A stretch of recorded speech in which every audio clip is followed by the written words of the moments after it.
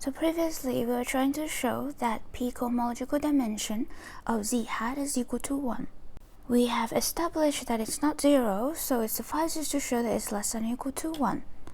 For that, it suffices to show that the ith cohomology group of z hat vanishes for all I greater than or equal to 2.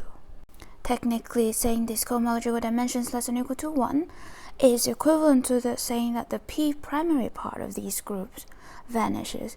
But since p was arbitrary, we know that we should be able to prove that the whole group vanish.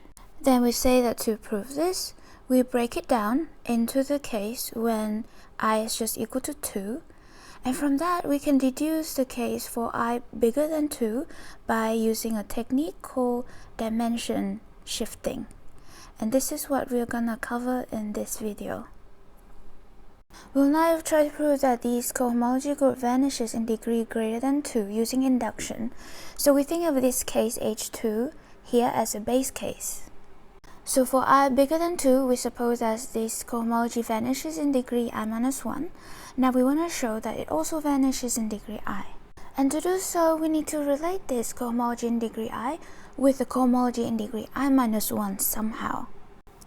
And this must be a torsion module so that we can use the induction hypothesis. Now this smells like long exact sequence in cohomology. So we should look at some short exact sequence. Well, what's the natural short exact sequence of torsion module associated to A? Well, we can look at the natural short exact sequence associated to the co-induced module of A with respect to the trivial subgroup. But I will just leave out this notation. Note that this co-induced module is torsion by construction, so this quotient is also torsion. Thus, we get a long exact sequence in cohomology. Here is the group that we are interested in. The claim now is that this group and this group vanishes. They must be trivial. So then we have this isomorphism of this cohomology in degree I with this cohomology in degree I minus 1.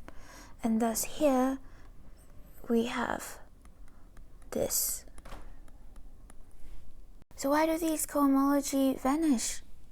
Well, that's due to this lemma, which is the lemma for computing cohomology with coefficient in co-induced module. What is it? Do you remember Shapiro's lemma? What do you think this should be?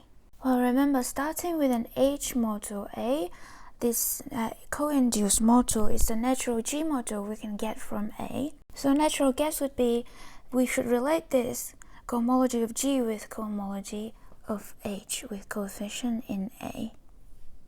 So now in our case, G is Z hat and H is the trivial group, right? So this is a trivial group. Thus this whole cohomology vanishes. And thus this cohomology vanishes and we have an isomorphism between Hi and Hi minus 1. Thus we have shifted the dimension. And thus now by induction we see that all of these cohomology vanishes when I is greater than 2. And so putting these together we see that cohomological dimension of Z must be less than or equal to 1. But previously we have shown that it's not equal to 0, so then it must be equal to 1, as claimed.